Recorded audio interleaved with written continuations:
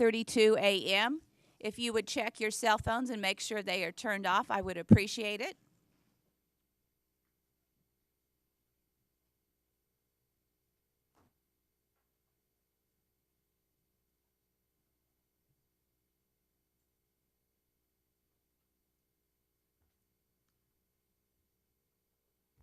We will start the meeting today with a prayer. Is Cameron Strange here in the audience?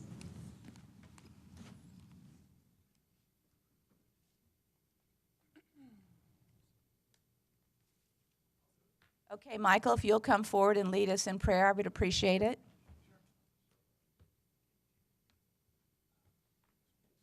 Hi, good morning, everybody. I'm Michael Looney. I'm the VP of Economic Development for the San Angelo Chamber of Commerce. I've not given a public invocation before, so this is my first time. So if it all bow our heads together, Lord, we come to you humbly and ask your blessings on this council and on all the people gathered here today so that we might do your will and make sound decisions and work together for the betterment of our city. We thank you so much for the rains last night, and we thank you all for our good health and for putting us in this position to work for the greatest city in Texas. Amen.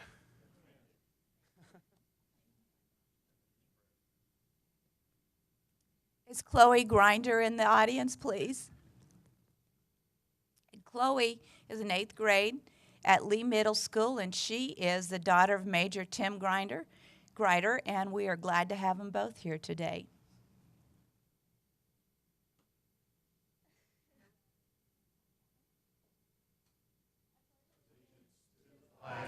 Of the United States of America, and to the republic for which it stands, one nation, under God, indivisible, with liberty and justice for all. Now for the Texas flag.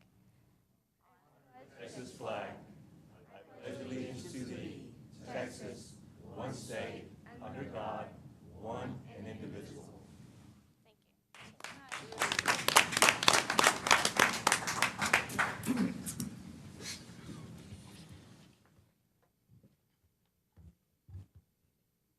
Our first proclamation is going to be for the Salvation Army. So would all of you who are here for the Salvation Army please come forward?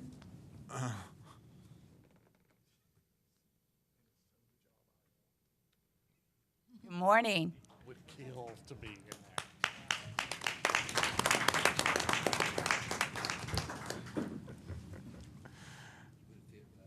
Come on, come on, come on. A love for God and a desire to help others is the motivation behind the men and women of the Salvation Army. On a daily basis, the Salvation Army in San Angelo, Texas, provides much more than spiritual counseling and basic human necessities to the needy and hurting.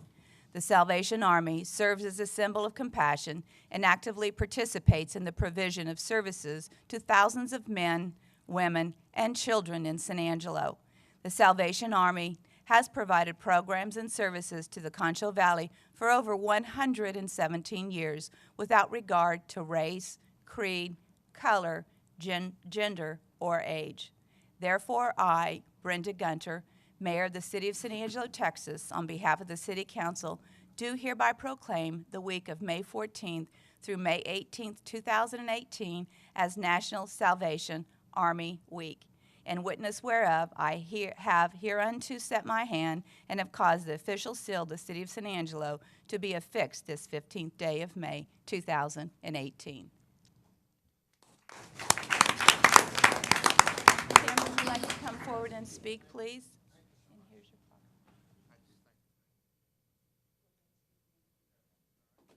your First of all, thank you. This is our National Salvation Army Week here in San Angelo for the Concho Valley area.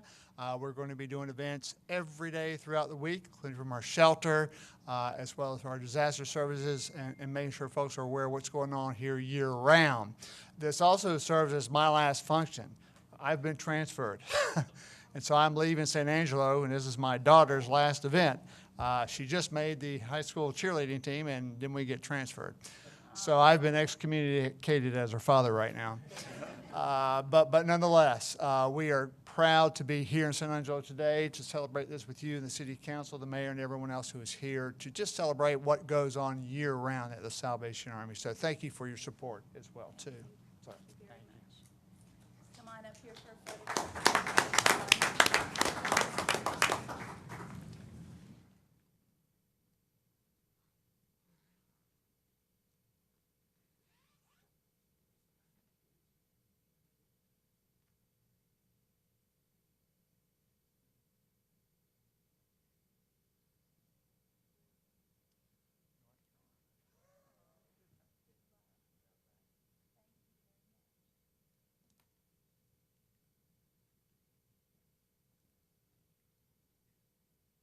Is Rick Dill in the audience? Yes, I see him. Come on up, Bob.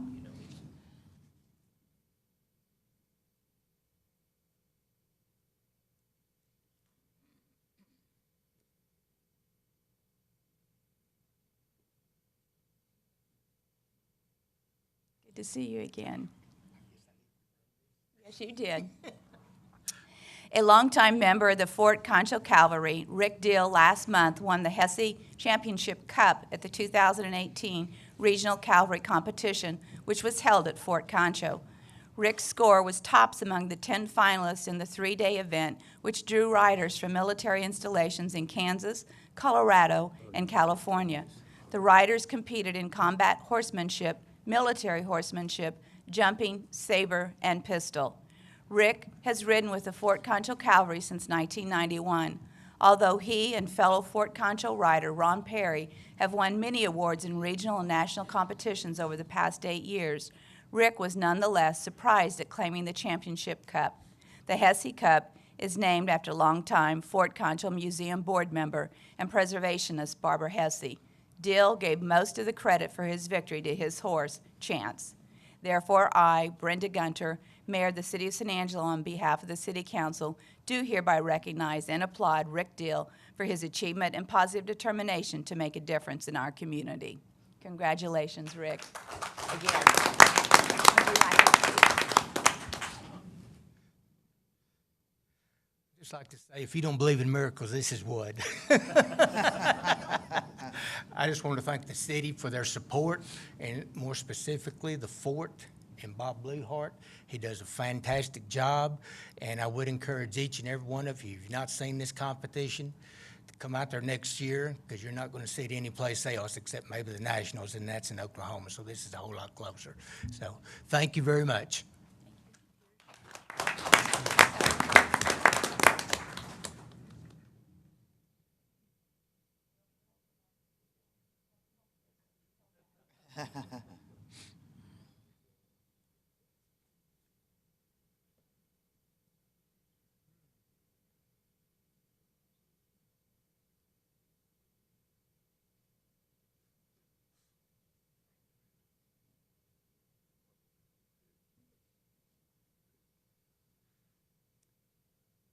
We are now going to have the proclamation of Police Week and Peace Officers. So if, who would like to come forward for that?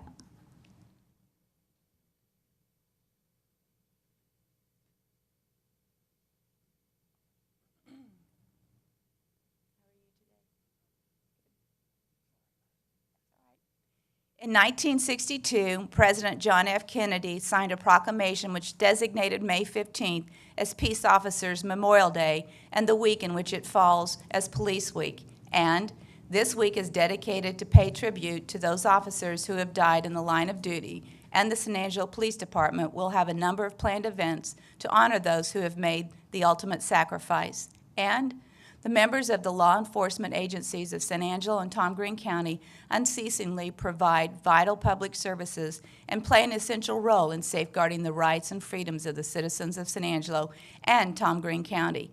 And it is important that all citizens know and understand the problems, duties, and responsibilities of their law enforcement agencies, and that members of our law enforcement agencies recognize their duty to serve the people by safeguarding life and property, by protecting them against violence and disorder, and by protecting the innocent against deception and the weak against oppression or intimidation.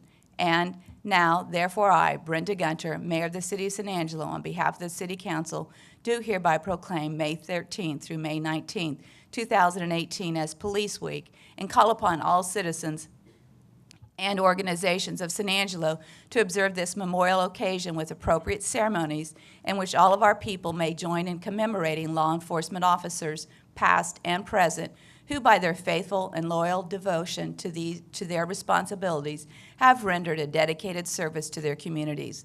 I further call upon all citizens of San Angelo to observe May 15, 2018 as Peace Officers Memorial Day, in honor of those peace officers who, through their courageous deeds, have lost their lives or have become disabled in the performance of duty.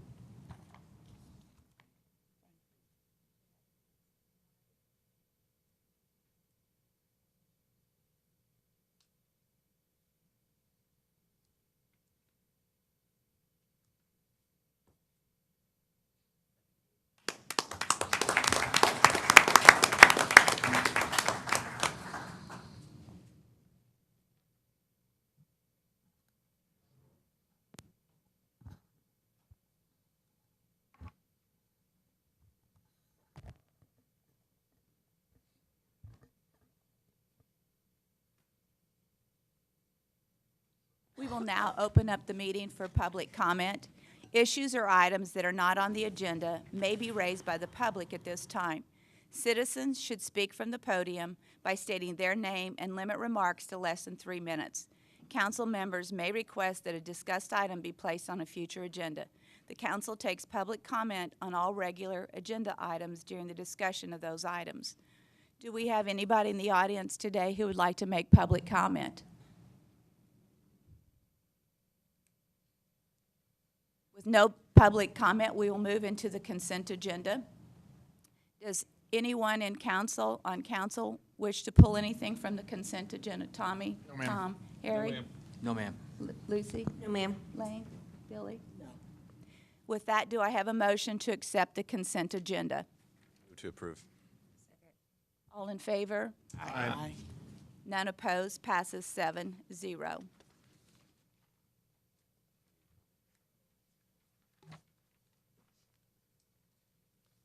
We will now move into the regular agenda. The first on the agenda today is Employee Wellness Program Update. The presentation will be made by San Angelo Community Medical Center officials.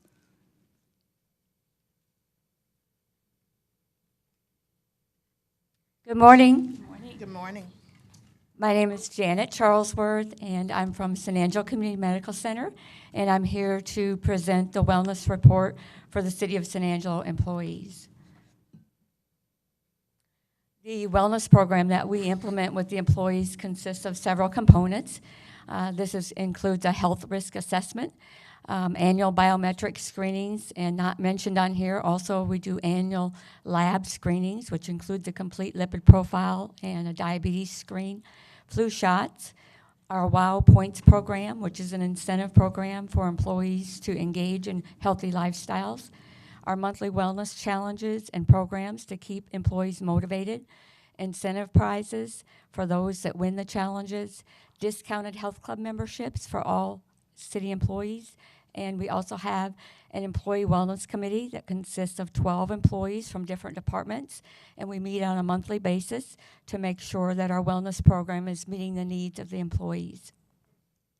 These are the improvements we found when we did the annual wellness screenings last fall, and this is improvements from year 2016 to 2017. You can see we had some substantial impressive numbers here. 56% of the employees improved the wellness score from the previous year, which is phenomenal. 33% reported increase in physical activity levels. You had 32% eating more fruits and vegetables. 21% of employees reported that they're coping better with stress. We had a 19.9% reduction in hypertension in the employees. 18% reported getting more sleep. We had 25 employees lose 20 plus pounds, and 12 employees reported they quit smoking. This is fantastic. These are programs that we implemented throughout the year. We implemented 19 wellness challenges and programs in 2017, And the next 3 slides are going to be the top risk factors for city employees, health risk factors. And these are the programs that we implemented to help reduce those risk factors. The first one being in 2016, 41% of city employees had hypertension. We brought that number down to 19.7 in 2017. We did a beat down blood pressure challenge. We also delivered blood pressure cuffs to all the city departments so that they could monitor their own blood pressure and increase awareness if they did have a blood pressure issue. So these are cuffs that are in all the departments where they can manually take their own blood pressure. Excess weight. We do have an overweight and obesity issue, but this is not just with city employees. This is nationwide. It tends to be the #1 health risk. So these numbers aren't anything that are above what national averages show, but it is something that we continually work on with city employees. We did a couple weight loss challenges, and these are team weight loss challenges where departments compete against departments. The first one we did at the beginning of 2017, we had 100 participants that they lost over 700 pounds, which is fantastic. We did another one in the fall where employees lost over 500 pounds. We had 20 employees go through a naturally slim weight loss program, and then we did a maintain, don't gain holiday challenge during the Thanksgiving, Christmas holiday. We try to focus on good nutrition. We have 41% of employees that have nutritional risk factors, so we did some challenges that focused on those. And then we did a sleep challenge because 53.4% of employees report inadequate sleep. So we did a challenge that focused on that. The last 2, we always are trying to promote fitness with employees. So we did several fitness challenges. Typically after each challenge, the winners of those win a Fitbit or an exercise bike. And so we did several challenges focusing on that. We also do heavy focus on diabetes. So we do a lunch and learn. We give free diabetic meters and strips to employees that have elevated A1C levels. And Mary Solomon, who also shares the wellness coordinator role with myself, is a certified diabetes educator. And she and I work with the employees, and we also serve on the local diabetes coalition. This slide shows the health risk scores of the city employees. So all the employees engage and participate in a health risk assessment. It's a 60-question questionnaire that asks about their lifestyle. And it also gives them ranking on their lipid profile and their biometric screenings that we do. So here we show that you have 18% that scored excellent, 61% are doing well, 21% need improving, and thank goodness we had nobody in the high-risk category. We've been doing this wellness program for the last 6 years, and back in 2011, your total wellness score was 67, and we've improved that and brought it up to 69 in 2017, which is fantastic. These are employees that had improvements in their biometrics, and this is your biometrics. I'm talking about blood pressure, pulse, weight, and waist measurement. And these are employees that improved these levels by at least 10%.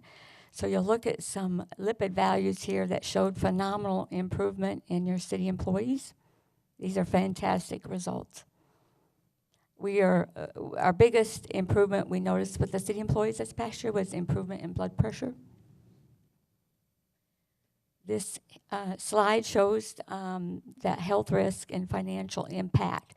So we look at how many risk factors an employee has and how much that can impact the city financially as far as medical costs. And so when they talk about health risk factors, they're talking about obesity, high blood pressure, metabolic syndrome, high cholesterol, and diabetes is in there too. So when you look at how many risk factors people have, we've made tremendous strides since 2011. You had 9.1% that had no risk in 2011. We've improved that to 14.5 in 2017.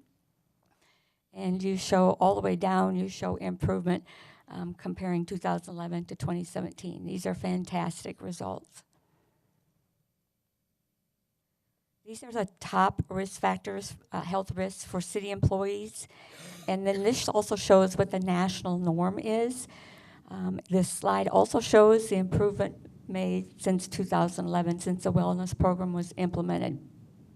And you show improvements in every single category. This is very good. I'm proud of those employees that have really put the efforts into making this happen. These are your, on the health risk assessment, ask a question, what are your top health interests? What are you interested in? And we ask that question because we want to know where we should focus our wellness efforts. We want to do programs where employees are interested and focused and want to improve in. So this slide shows, and thank goodness these top 5 correlate with the top 5 risks that we really want to focus on that show up in our health risk assessment. The questionnaire also asks the question, what are your lifestyle changes that you desire to improve? And these are the top 5 lifestyle changes desired by employees that they want to improve and work on. And therefore, we focus our wellness programs and challenges on these areas. This is a question on the questionnaire of the health risk assessment that asks them, what is your perception of the city of San Angelo creating a healthy workplace? When we first arrived in 2011, we kind of had some employees kicking and screaming because we were implementing a wellness program and we were drawing blood and taking their blood pressure and poking them in their arm and doing needle sticks and flu shots and all that. And so we weren't quite sure what this was all about. And so you can see since 2011, they've really wrapped their mind around the wellness program. I think a lot of employees can say they have enjoyed it. It has helped them improve, make positive lifestyle choices. It's brought awareness and education to their healthy lifestyles and health risks. And so this is a fantastic slide. Back in 2011, you had 12.9% of employees felt that the perception was poor, but we've now lowered that to 4.6. You also have a lot more employees that are ranking the program excellent. Back in January of 2018, the American Heart Association came up with new blood pressure guidelines. And these are the new guidelines that were presented.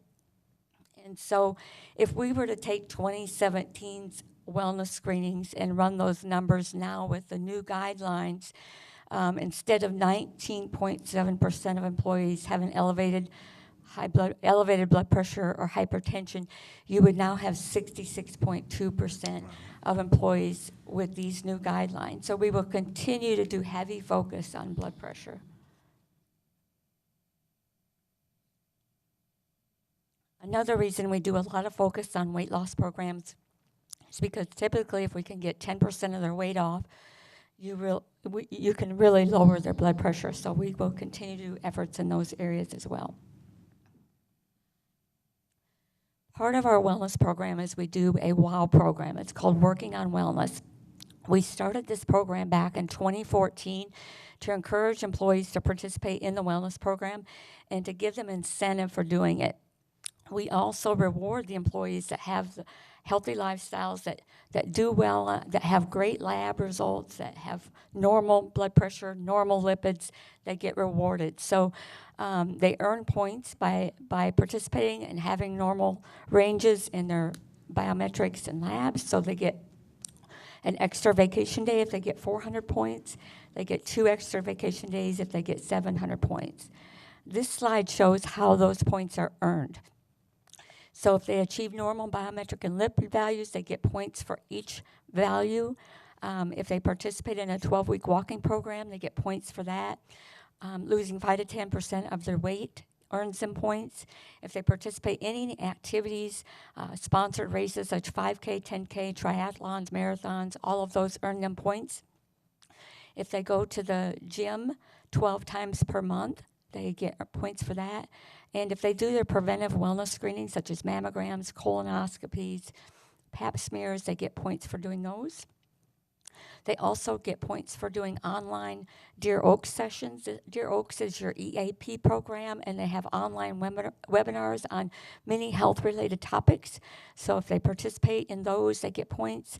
If they participate in our wellness challenges, Walk with a Doc, self-defense programs, lunch and learns, if they do community service such as donate blood or do an hour of volunteer work, they get points for that. And those that serve on our wellness committee also earn points. Since we implemented the program in 2014, these are the wellness days that were granted, and I'm pleased to see that every year we have more and more employees earning those points and getting those free days off for participating in the wellness and having normal, healthy behaviors, healthy lifestyle behaviors. This slide shows a wellness challenge participation, and like I mentioned before, we do 19 challenges a year, and this shows how many employees participated in our challenges and programs. This is phenomenal improvement and engagement in our program, and our whole purpose is just to try and create a culture of wellness, and the more people that you can get to get involved and do the programs that we're doing, the healthier these employees will be. These are some wellness incentives that we give the employees when they participate in our programs, do the challenges, lose the weight, and these incentives are provided by Aetna. Aetna gives us a wellness fund to purchase incentive prizes, and also San Angelo Community Medical Center provides us funding to help purchase some of these as well.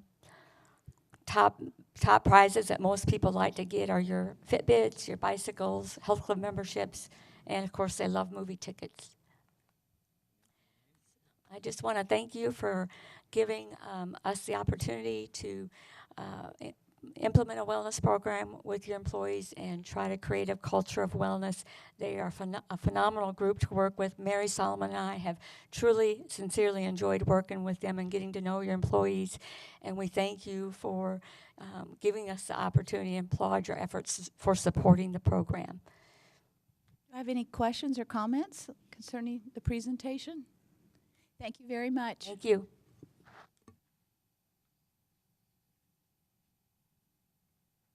The next item on the agenda is the first reading and public hearing of ordinances approving one case CP 18-03, an amendment to the comprehensive plan changing the future land use designation from industrial to commercial, being 5 acres located at 1619 Roosevelt Street, and 2, case 71808, a rezoning from the single-family residential RS-1 zoning district to the general commercial CG zoning district, being 5 acres located at 1619 Roosevelt Street. John, you're on. Thank you. John James, Director of Planning and Development Services. As you mentioned, this is at the near the corner of Bell Street and Roosevelt. This is the subject property, currently zoned RS1. The request is for commercial zoning. Our understanding is that this is being planned for an indoor baseball training facility. The recommendations is for approval from staff and unanimously from the Planning Commission. Be happy to answer any questions. Do I have any questions or comments from council? Do I have a motion? I'll make a motion. Second. Is there any public comment concerning this presentation? With no public comment, I'll take a vote. All in favor? Aye. Any opposed? Motion passes 7-0.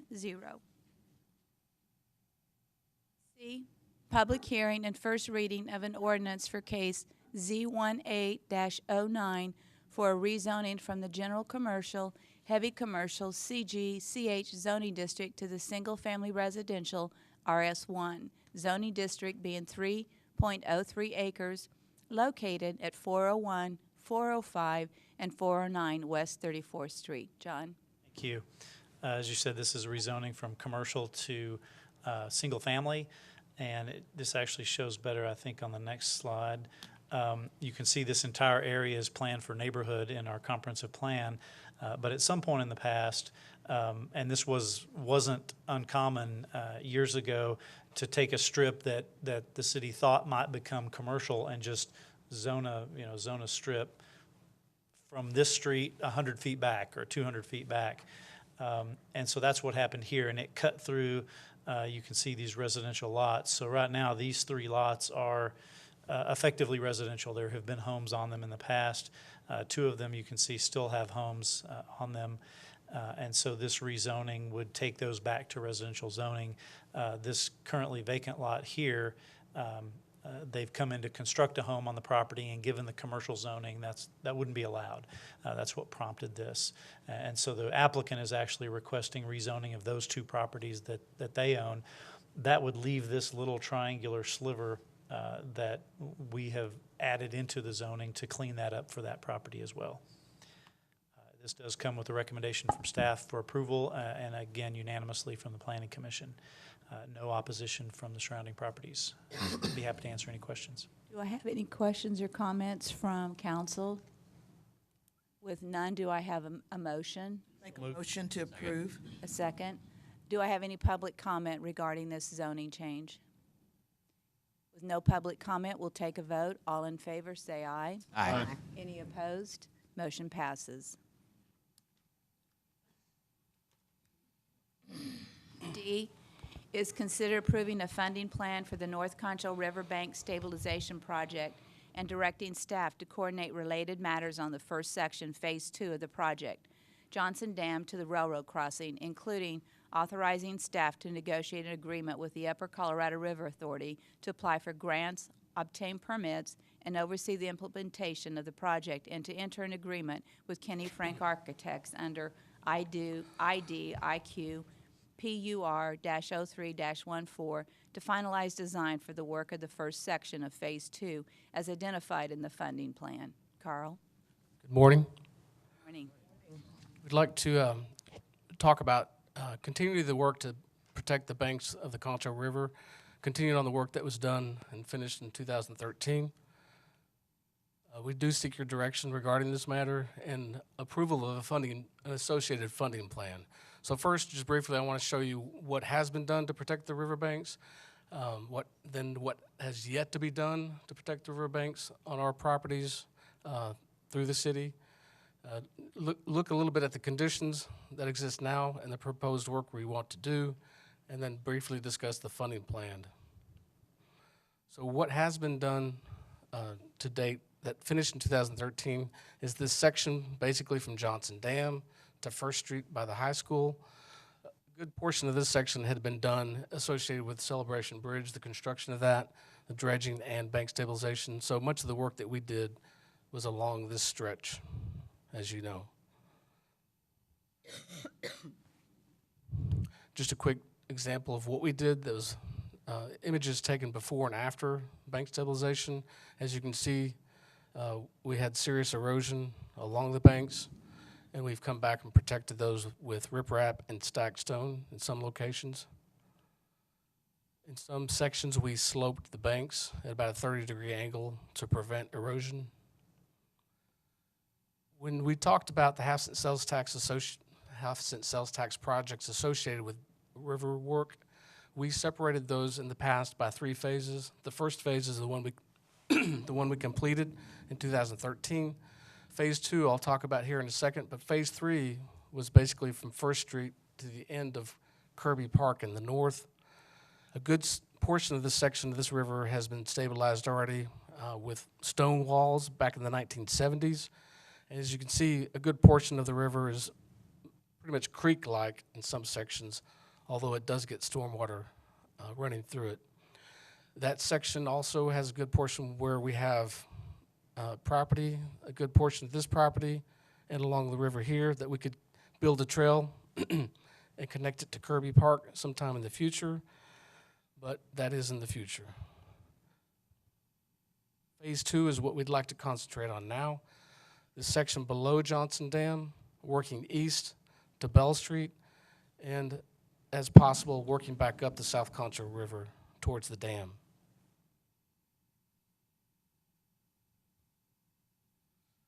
Some quick images showing aerial views and ground views of some of the serious portions where we have problems with erosion. As you can see, we've closed off sections of the river trail because of the erosion conditions, as you saw before with the other section.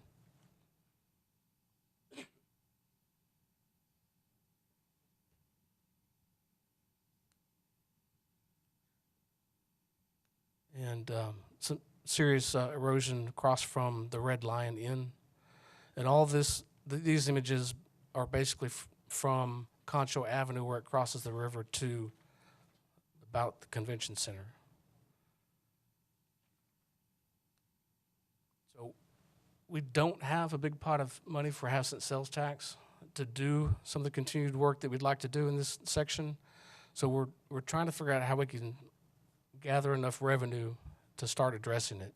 So the existing proposed funding plan is to bring in revenue of $500,000, $250,000 from a TCEQ grant, $125,000 from sales tax surplus, $125,000 from stormwater fund, and you see the expenditure plan on the right. I would note that the TCEQ grant has basically two pots of money associated with this kind of work for grants. There's a smaller pot and there's a larger pot. To be applicable, so we could apply for the larger pot of money, we have to have a watershed plan done for the city, and the UCRA is intending to do that this next year. We don't currently have it, so we can't apply for the larger pot. We can apply for the smaller pot, and that's why you see here we're going to apply with working with the Upper Colorado River Authority, and Chuck Brown is here if you have any questions associated with that. Apply for a $250,000 grant with them. Normally their grants are 60 with a 40% match from the city, which means our match could be lower than I show here. But what I wanted to do is gather enough money to create a project for $500,000 based on our experience before, so we could at least address a good beginning chunk of the bank stabilization. Are those larger grants, how much are they usually? It could be upwards towards a couple of $1 million. What we may be able to do in the future, if council is interested in trying to progress with this, then we could look at those larger grants. You have that covered in a minute. So,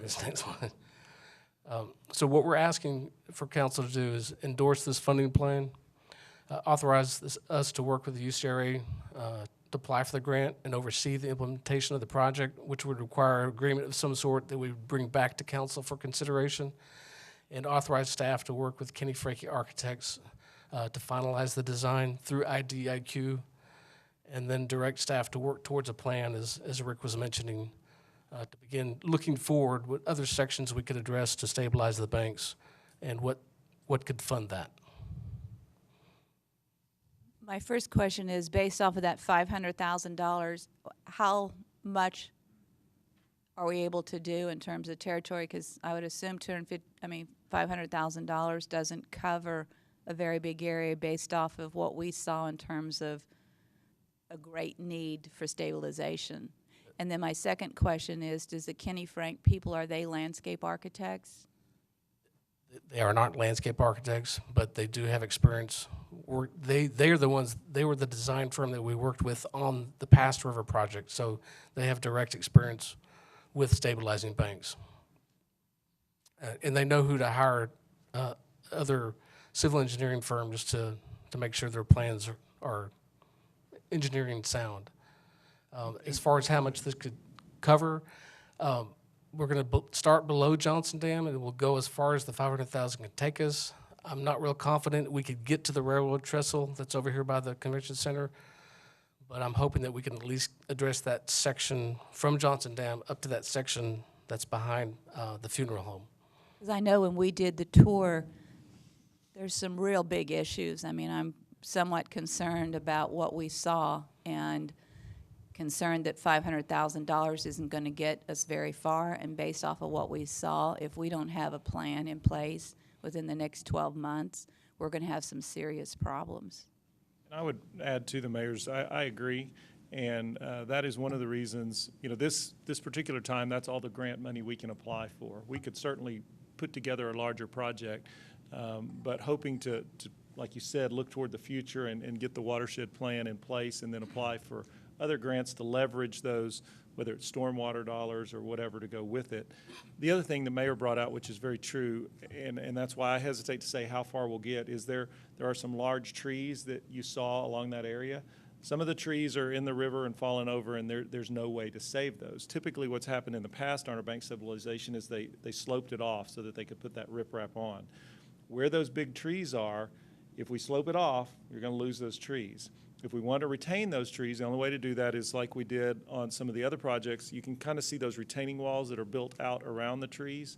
So they have to go in and build those, which, as the mayor alluded to, cost more money. So it limits how far you can get. But some of those trees are very large, very nice, and probably worth that extra effort. We must save as many trees as possible. And I want to also comment that, of course, the river is one of the greatest assets that we have here in San Angelo.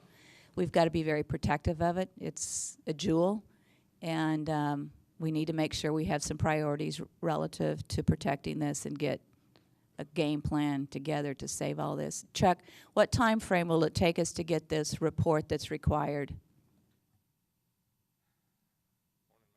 Good morning, thank you. Mayor, typical watershed protection plan take 2 to 3 years. This one that we're going to apply for is going to be smaller, just be the urbanized San Angelo area, which is more in line with what TCQ would like, about 40,000 acres due to the North and South Concho rivers. I would think we could have that done within a couple of years. The way the TCQ works is they get about $5 million per year from EPA for non-point source for pollution projects.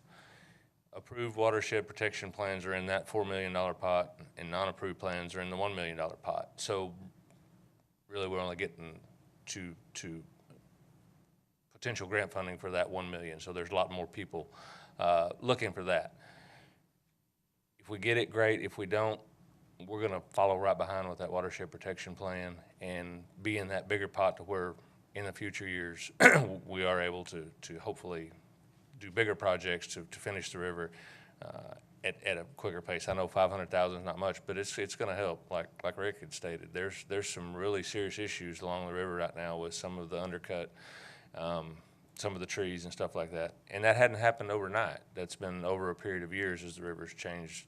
Is no longer a natural flowing river. It's a different, more of a lake, so to say. So it does happen, but if we don't get it this year, we can certainly get it in years to come as we continue to make improvements to the river. Now, this watershed plan, is that something we pay for? And if so, what's the cost of doing it? No, that's something that UCRA will do. We'll look at a separate funding grant to do that. It's very similar as far as funding. The UCRA will do the 40%. There won't be any cost to the city. TCQ will take 60%. That plan, you know, from the time we do all the design work and everything until the finished, until TCQ and EPA approves it, would probably be a couple of years, like I say. There's no fast plan to get done. That's in less about than as quick 2 as we can years. get it done. We can only spin the wheels as fast as TCQ and EPA can go. Does council have further questions or comments for Chuck? Yes, Harry? Thank you. Well, since this particular section that we're talking about is in my area, I'm really concerned with certain parts of this that we get it done as quickly as we can because the erosion is now causing some of those sidewalks to be an issue. So that's going to end up costing the city more dollars. Plus, we put some of those walkers and runners at risk in those particular areas because of that erosion. So I'm certainly ready to move forward on this. Billy, I think you had a question or comment? I do. My comment, first of all, I was just amazed when we went on the tour and saw how much erosion has taken place, and we hadn't addressed this before. But Chuck, my comment or question for you is, could you define watershed protection just a little bit more for me so I understand better what that term is? In a nutshell, a watershed protection plan is 9 elements, which includes education outreach. It includes a total project cost. What we do is we go in and we look at several different factors. UCRA just completed a Brady Creek watershed protection plan, which is pretty significant. It's over 500,000 acres because you're talking about the entire Brady Creek watershed. You look at agriculture, you look at urban, you look at industrial, anything and potential effects that that watershed or the water quality can have in that area. Since this is going to be urbanized San Angelo, it's going to be a little bit smaller. It's going to be a little bit easier to address because we don't have a wide variety of issues. But basically, it's a 9-point plan. We write it, we send it to TCEQ. They look at it, they say, well, we want you to do this, this, this. They send it back. It's kind of a back and forth. EPA will have the final approval after TCEQ approves it. Then once it does come into effect, it is as an approved plan, then it's eligible for a whole much larger pot of money for grant funding. I believe there's around 20 watershed protection plans done in the state, which is fairly minute compared to the size of Texas and all the watersheds in Texas. We've currently got the 3rd largest one done in Texas with the Brady Creek plan. So do we currently have watersheds, right? We have watersheds? Do we? Yes, every area. The Twin Buttes watershed is the middle and south Concho rivers. That's a watershed. The North Concho River is O.C. Fisher. It's a watershed. So yes, watersheds are not necessarily county-wide areas. They're geographic areas where a basin of water drains to. Thank you. Let me ask a question because, in 2 years, we're going to lose a lot more of that bank, and I'm quite concerned. So if we apply for this grant, let's say tomorrow, next year, this same time period, can we apply for another one of those smaller grants? Because you're talking about 2 years, which I'm very concerned about. Right. The grant, the request for proposals come out June 1st of every year, and they're due by the end of typically the state's fiscal year, which is August 31st, when the grants are awarded. They come out every year. If you get one of those grants, that's typically a 3-year project. So you can get funding any 1 year, but the projects typically are 3 years because you have a pre and then a main and then a post writing and making sure that the data is good and what they're looking for is stormwater and surface water loading because they want to make sure sediment's not going in the river, nutrients aren't going in, whatever it may be, whatever you say, we're going to reduce the pollutant loadings. Obviously, this one is going to be sediment, and with sediment comes some pollutants there too. And will they take into consideration how terrible our banks are right now? Does that make any difference in terms of getting it? Because I think if they took the tour and saw these pictures of how bad some of it is, that they would want to make us a huge priority. Does that count? We've got a couple things going for us. We've done some successful projects with bank stabilization before. We've also been a part of their success stories in these fundings. That said, understand that we've got about $800,000 we're competing against the whole state for. So that's a pretty small pot of money compared to potential future projects. But we're gonna give it a go. You're right on the success. The old banks, the ones you see on that picture that look all great, were equally as bad. And so kudos to the city for addressing those in the past. But we do have the success rate that Chuck is talking about with them. Right. Do I have further questions from council? Billy, I have a do you? question Okay. for Carl. The $25,000 in permitting fees, who do we pay that $25,000 to? Most of it is associated with basically assessing what the impact of the improvements are on the floodplain maps. So we have to hire an engineer to look at the designs, make an assessment conditionally of what that effect may be, and then once the improvements are done, then the engineer assesses what actual impact the work has on the floodplain, and it may or may not affect the federal floodplain maps. That's what most of it's associated with. That's reported to who?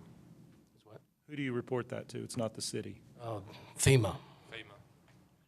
And the architectural fees, they're based off of a percentage of the project? Essentially, yes, but this is based on Kenny Franke Architect's assessment of what that cost might be. So it's 8%? Yes, but essentially, yes. But they gave us feedback as to what that cost may be.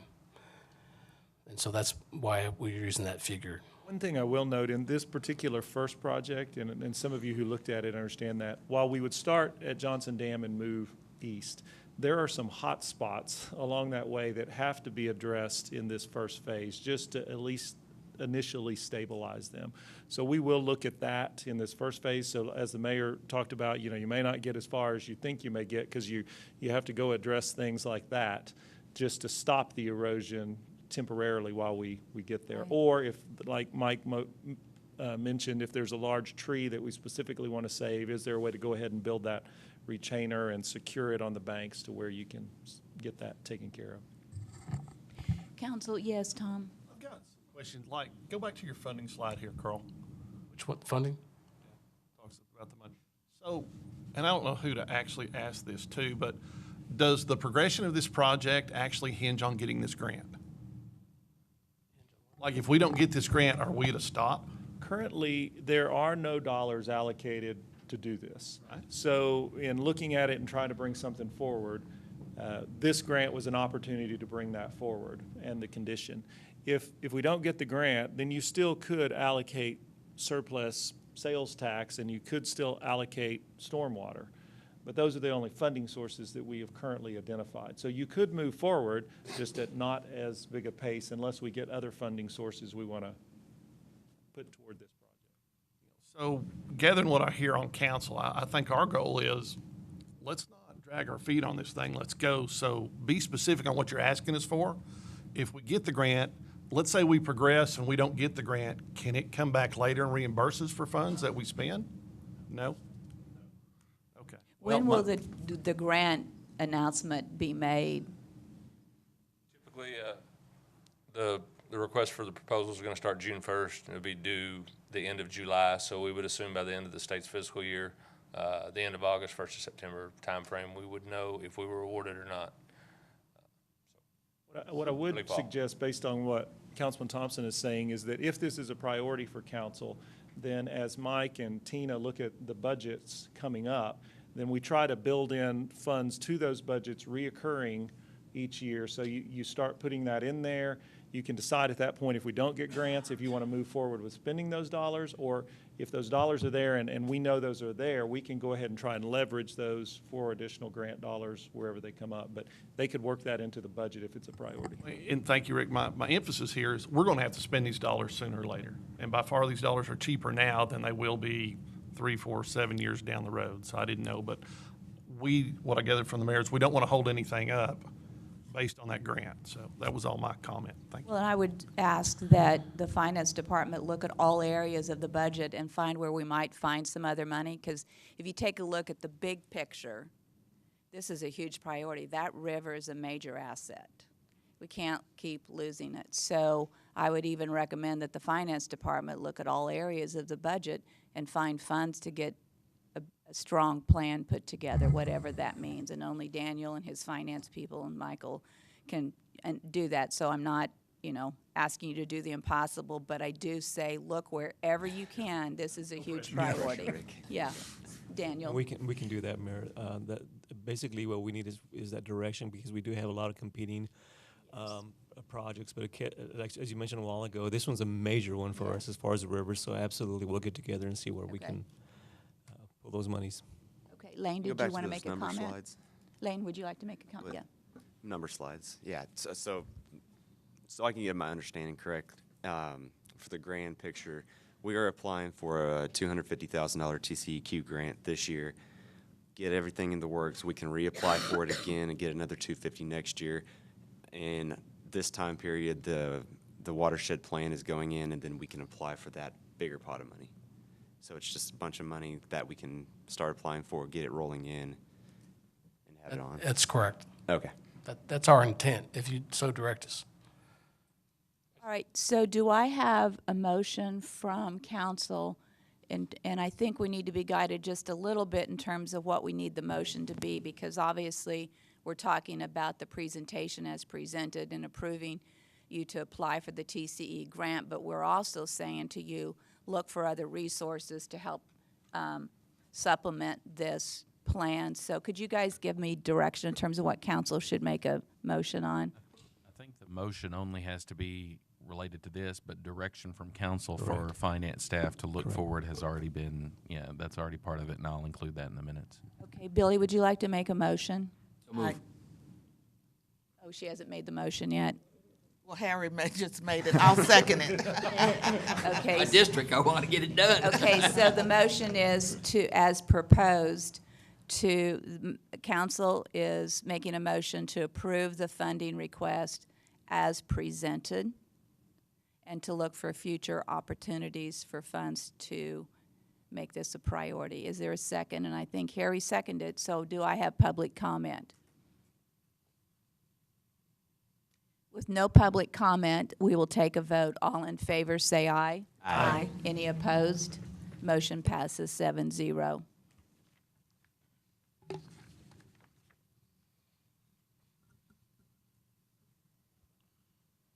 Item E, consider a resolution awarding RFBES-04-18 2018 annual seal coat project to Ronald R. Wagner and Company, LP, and authorizing the city manager to negotiate and execute a services agreement in the amount of $4,084,995.12. So we're going to have Russell Pell make this presentation. All right, good morning, everybody. Morning. Just to let y'all know, Engineering Services put out a bid for seal coat. It included a base bid and 11 alternates to that project. And it was about a little over 2 million square yards overall of what we put out for bid. The base bid included what's in our master plan for seal coating all streets within the city of San Angelo. The alternates included our 2013 seal coat project that had a failure in it, and we had recently collected a settlement on those areas. And then the other alternates included other projects that were identified as problem areas or just needed a seal coat applied to it. So based on costs and the bids that we received, we actually received 3 bids on the seal coat project this year. We're bringing to you today approximately 1.5 million square yards to be completed at the cost of $1.4 million, and that comes out to about $2.66 per square yard, and I'll kind of dive into more details here in a second. Just to look at what we did last year, we did a little over 1 million square yards in 2017, and this year, again, we're looking at 1.5 million square yards, which is a 43% increase from last year. And then the big kicker is looking at the cost per square yard here. That increased from $2.30 per square yard to $2.66 this year, which is about a 15% increase, which really hindered what we were able to do overall.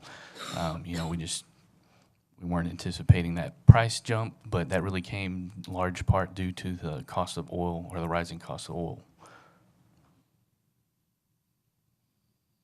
Our base bid, Section 1, is primarily in Ms. Gonzalez's area.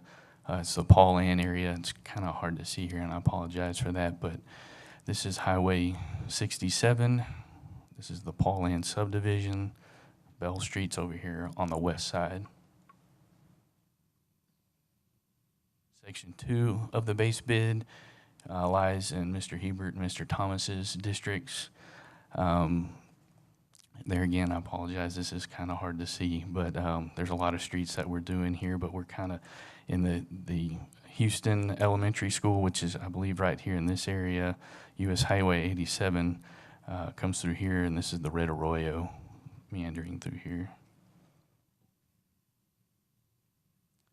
Our base bid, Section 3, is again in Mr. Thomas and Ms. Gonzalez's area.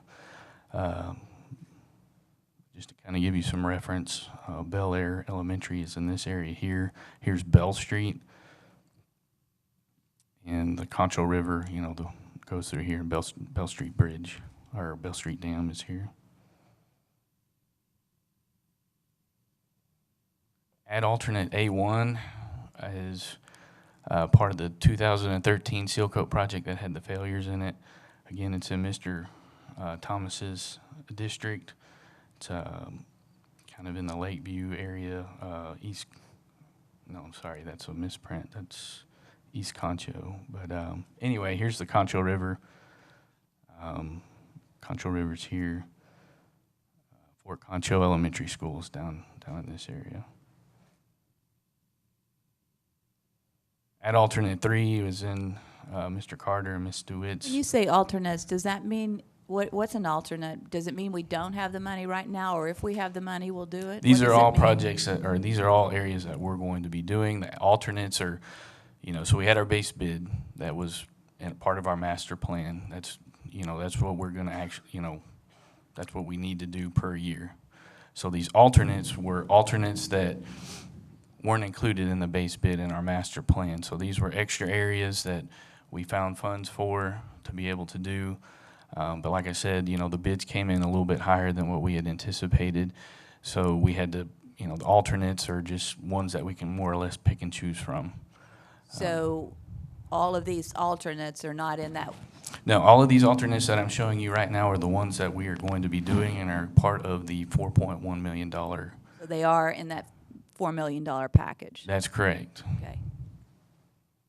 So this alternate 3 is on, this is actually Oxford Drive, going from, Sherwood Way's here, Arden Road's over here, and Johnson is right here. Alternate B4 is just some parking lots. The parking lots over by the Lone Wolf Bridge. We have a couple parking lots over here that we need to maintain and just keep in sound condition. Alternate B6 is, this is Foster Road. And with the drainage problems and things of that nature, we're going to look at. Parking lots a priority over streets? No, it was just some small projects that we could fit in there. Here again is another parking lot within our stormwater. I'm sorry, this really didn't show up very well on our maps, but at our yard where the stormwater folks, or our stormwater operations division is, they currently have a dirt parking lot, and to minimize runoff and things of that nature, we're looking at using a seal coat or minimize erosion from coming from their site, and to give them what's solid surface to work on.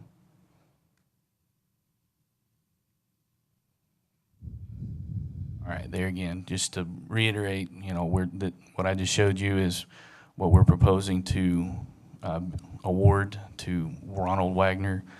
Ronald Wagner has worked with us for the last several years, and they've done a very good job working for us. And we feel like, moving forward with this project is the most economical way and get the most bang for our buck on our seal coating program. And we recommend moving forward with this contract. So with the increase, obviously fuel prices continue to go up, so there's no way to buy futures in the seal coat material to help protect prices? Well, if we did that, we would have to store the material, and the shelf life of it, that would become an issue, as well as just having the physical locations to store that material. I mean, we are talking about, hundreds of thousands of gallons of asphalt. So, I mean, it's... Do the companies that we work with buy futures, since they're the ones who do the pricing and they're the ones who have the material? So not the city of San Angelo, but the contractors themselves? Not that I'm aware of. They typically just, whenever they get awarded a contract, then they order the material as the contract becomes available. Mayor, if I Yes, could. sir. That's a Yes. good question. We will look into the availability of that future. The key is you're not buying the product. You're buying an option to purchase at a Yeah. future date. So you don't have to store the product. So That's right. we will look into that. That's a good way to hedge. Mike, I'm glad you said that, but I did an initial look, Mayor. I haven't found anything I'm just sure yet. I know, but they buy futures of sure, cotton absolutely. and wheat and every other commodity. It's a great so. it's a great question, but at this point, as far as the industry, I haven't found it yet. Doesn't mean it's not out there, but we'll continue looking. I suspect it's a specific product, not necessarily a commodity. So it's probably a long shot from that perspective, but it's a good idea. a Let's good idea. try it and see what happens, because we need more versus less done, We'll keep so looking.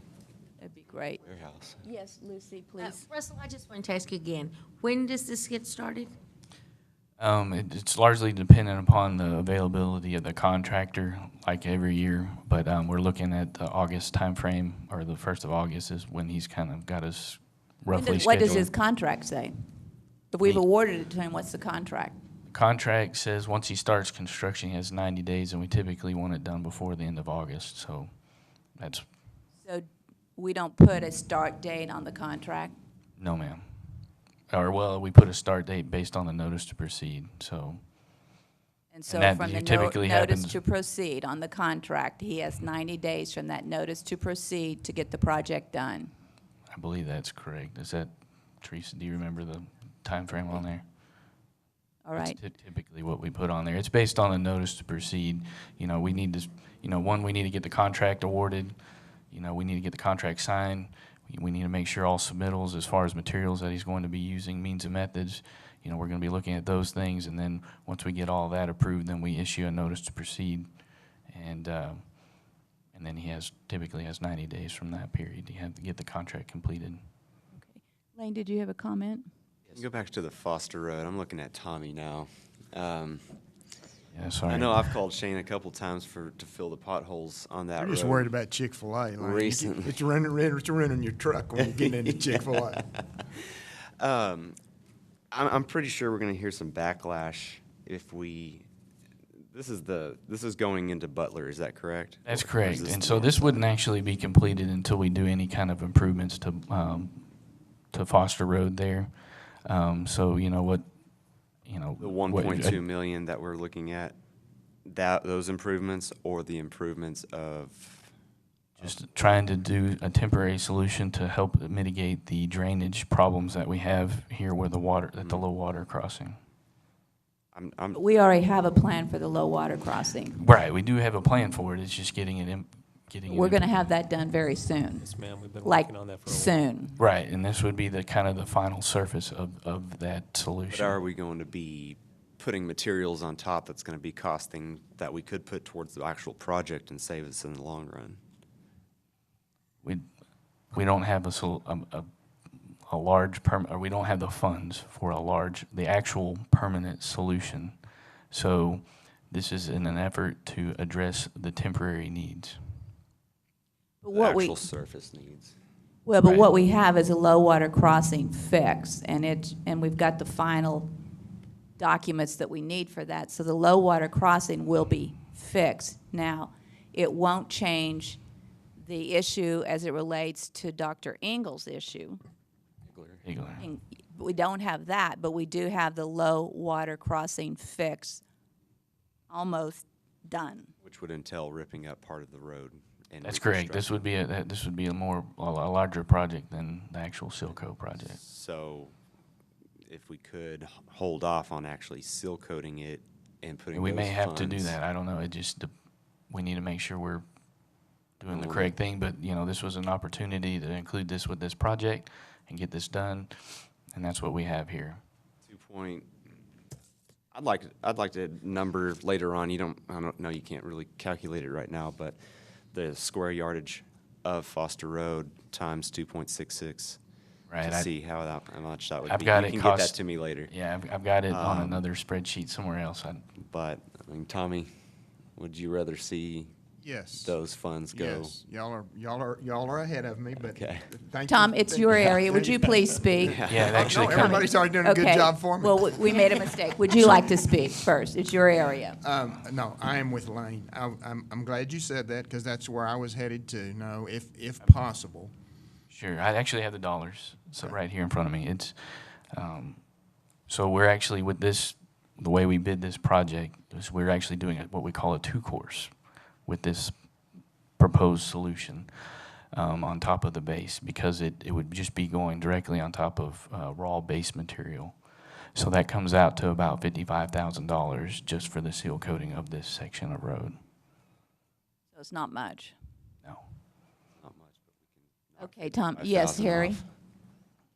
If we approve this today and we get started on this and the August, September timeframe, ahead of time, I'd like for you or Shane to kind of lay out those streets and which blocks they are for people like Lucy and I that have a lot of area that you're going to cover, because we may have to visit with some of these residents beforehand. Sure. We actually have all the maps online, and I know that Anthony's going to be helping me to better publicize that. We do have it currently, with our purchasing portion of our website, what everybody bid on. Those maps are actually out there available right now, but Anthony and I are working on a little bit better way to publicize that. And I can get you a hard copy as well. All right, so the item E, oh, yes, Tom. Tell me why no single-member District 2 streets are in this map? Because they're all. Because this is, we're looking at 4 million here, and then if I go 25% over, it's another billion. And I got some people up there that like some streets done. It's funny that you asked that. I actually looked into that. So next year, on our 2019 base bid that we'll be presenting next year, about 90% of it is going to be in single-member District 2. And then I went a little bit further to the year 2020, and will also be a large majority of that will be in single-member District 2 as well.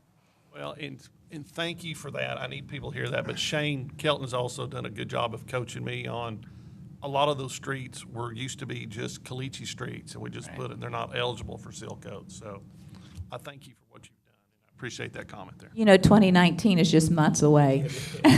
Rodeo. Yeah. Okay, so it says consider resolution awarding. So do we need a motion to accept this presentation? If so, may I have a motion? So move. And a second? Second. Any public comment, please? With no public comment, let's take a vote. All in favor of awarding the wait. Can we look at the Foster Road, if we award this, can we, come back to us before this is actually done to see if we can apply that later on and not actually seal coat Foster Road? I know we needed to. Well, wait a minute, I already have a motion to accept the bid and I have a second. So we either deny it. I might sway my vote. Go ahead. Lane, based on our construction for the, and basically it's a temporary fix, it's not the permanent, phase 2 of this project, which would be a permanent arterial that goes through in that area. But when we go in there and we construct this temporary fix down there in the bottom, I have got to resurface that road with something. And the only thing I'm going to have to resurface that road with is going to be this seal coat product. There's nothing else I can. Fix? The temporary fix, we're looking at roughly another 50 to 70,000 somewhere in there for the materials for this. Of course, we're trying to do this all in house and not contract this temporary fix out. So on top of that, so we're looking maybe. So we're maybe there's 100,000. Again, we're still about $1 million short of being able. Well, actually, it'd be more than that if we actually built it out to a complete arterial. Complete arterial is probably going to be, I'm guessing, look at. It was 1.24. To build it out to its complete arterial, form, which we would like to see if we're going to actually go in there and do major reconstruction. We're actually going to build not a bridge, but some larger, higher capacity culverts underneath that roadway. And at some future date, we're probably closer in that $2 to $3 million range versus the $1.2 million range that Reese Albert gave us a quote on, basically to do a temporary fix like this what fix will definitely help with drainage. It will definitely help with drainage. Okay. It's not going to be, it's not going to be 100% fix for the drainage. There still will be times when we have very large, very heavy events that water will probably still overtop the road, but we are going to carry the majority of that water that they're seeing right now and the majority of the rain events under the road with a temporary fix. But with this temporary fix, I do have to have something to coat after I get through with the construction of this temporary fix. I have to have something to coat that road with. So all right, we have a motion and a second with no public comment to approve the $4 million plus dollars. All in favor? Aye. Any opposed? Motion passes 7-0. F, update on sales tax revenue performance. Tina.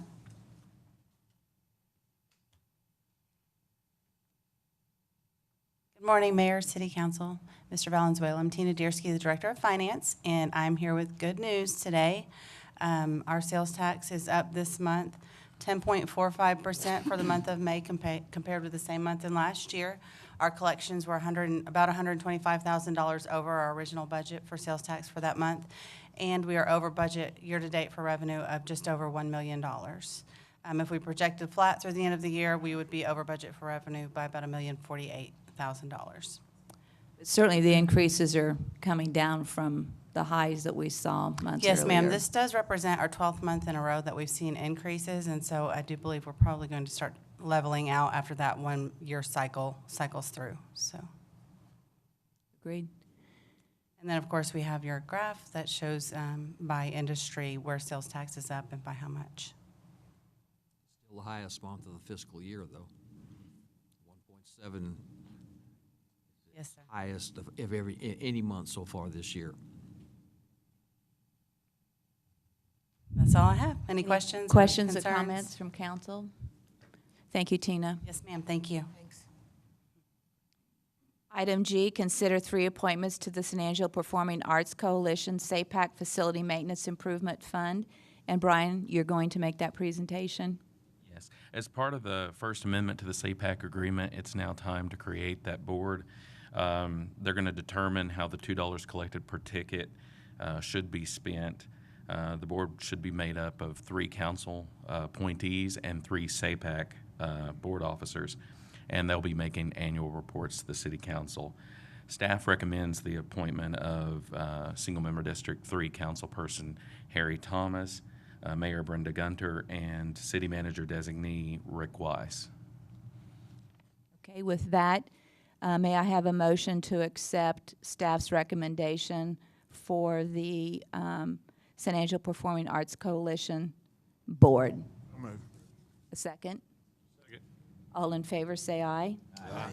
Any opposed? Motion passes 7-0.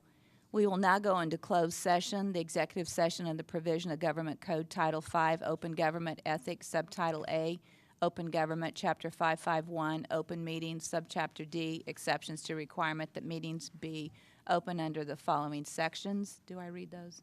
Yes, ma'am.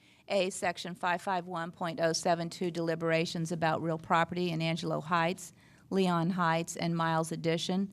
And B, Section 551.071, to consult with the attorney when the governmental body seeks the advice of its attorney on a matter in which the duty of the attorney to the governmental body under the Texas Disciplinary and Rules of Professional Conduct of the State Bar of Texas clearly conflicts with this chapter regarding creation of a nonprofit board.